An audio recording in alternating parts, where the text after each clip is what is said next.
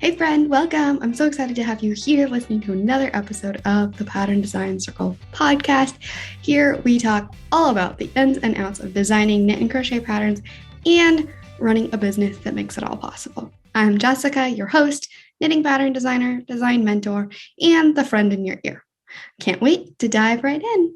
The Pattern Design Circle podcast is sponsored by the Pattern Design Circle, a membership community for knit and crochet pattern designers that are feeling lost, lonely, or frustrated in their business. It connects you with a supportive community that's always eager to answer your questions and help you through the hard times.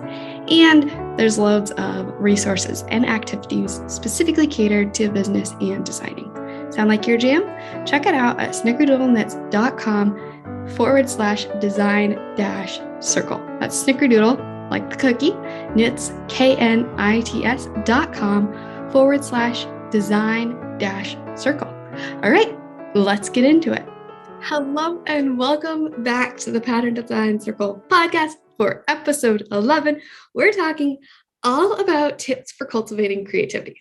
Now, this was actually not a podcast episode I had on the schedule, like I had in mind, but after talking on episode 10 about generating new design ideas, I just felt like this episode needed to be recorded. So today we're talking all about tips for cultivating creativity, because obviously creativity is important for pattern designing. So let's go ahead, get into it. I have 4 tips for you today, because how do we actually cultivate creativity?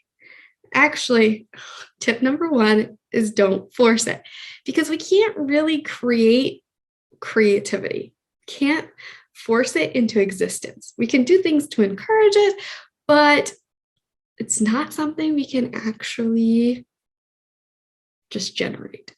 And so as we actually try to add pressure on ourselves, we try to force ourselves to have creativity.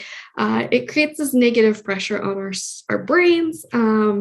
We start to stress out about it, and then our creativity really tanks. Like something, I don't know the science behind how our brains work, but as soon as we're like trying to force it and make it stressful, it's so much harder to be creative.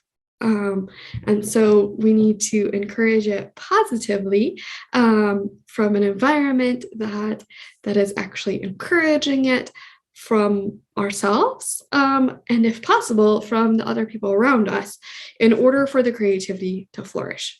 It's not something that it just needs space. It needs some room.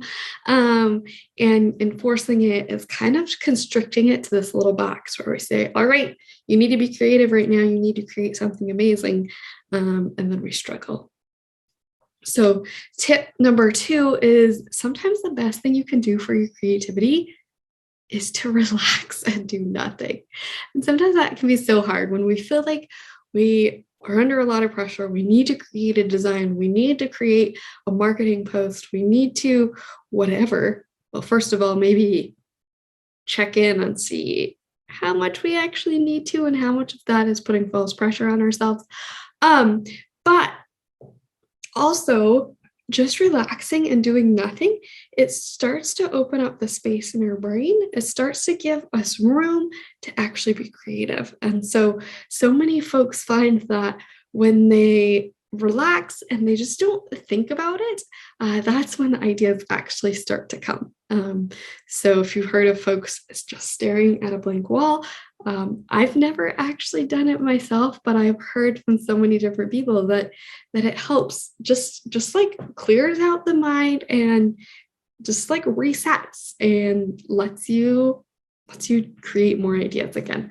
So staring at a blank wall, for me, I love to go out in nature, whether it's hanging in a hammock or taking a walk, just things that calm me and relax me. And so I'm not thinking about all of the things in my head that I should be doing or need to be doing or putting pressure on myself. And and just allow your thoughts to wander. Don't try to like force them to be anything or to result in anything.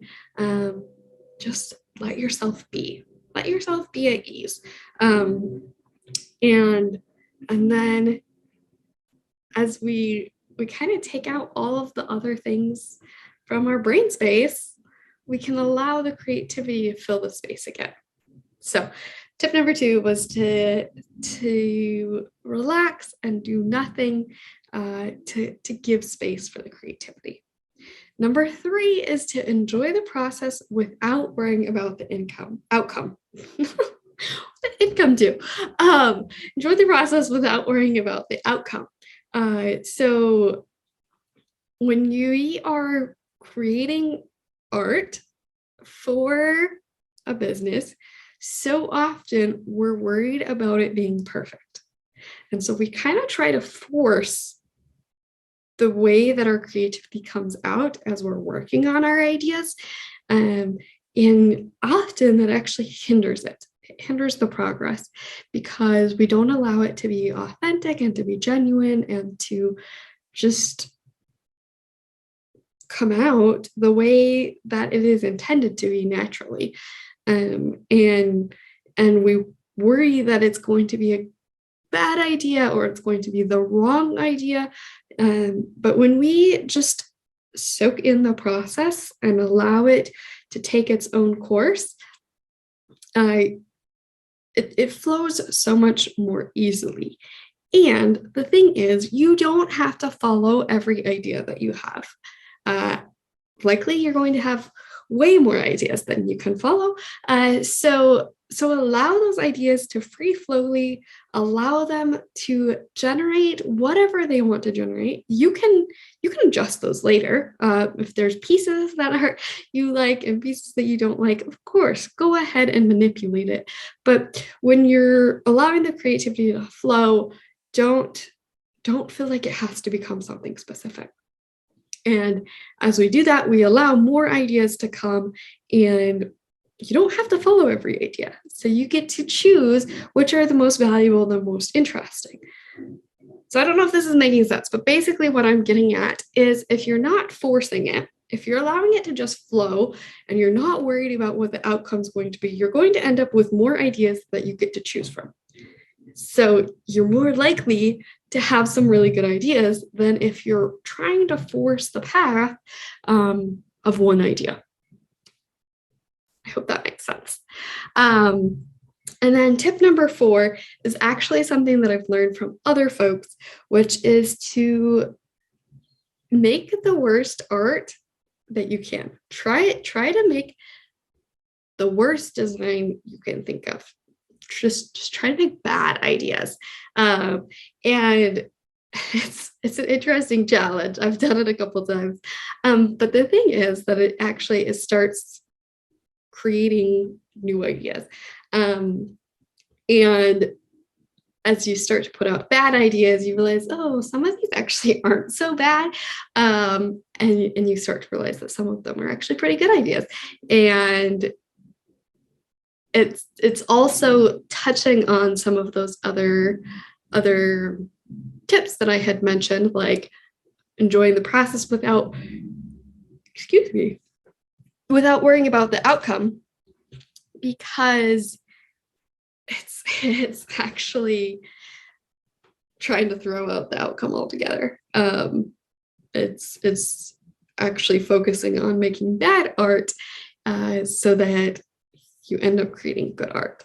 So creativity is such a weird and interesting thing, something that we often feel so lack confidence around, which actually I had a whole episode podcast with Kinsey of Feel Good Social in the end of April, where we talked all about creativity and how so many of us feel like we aren't creative, but actually we are, and just the creative process and all that kind of stuff. So I'll go ahead and link that episode in the show notes as well. If you find that interesting to watch, maybe you'll find more inspiration there.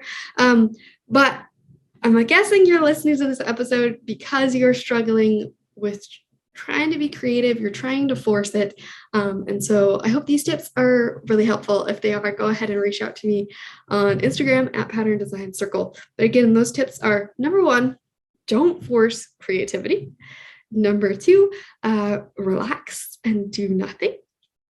Number three, enjoy the process without worrying about the outcome or the income, because I added that in mistakenly because words are hard, And number four, make the worst art you can.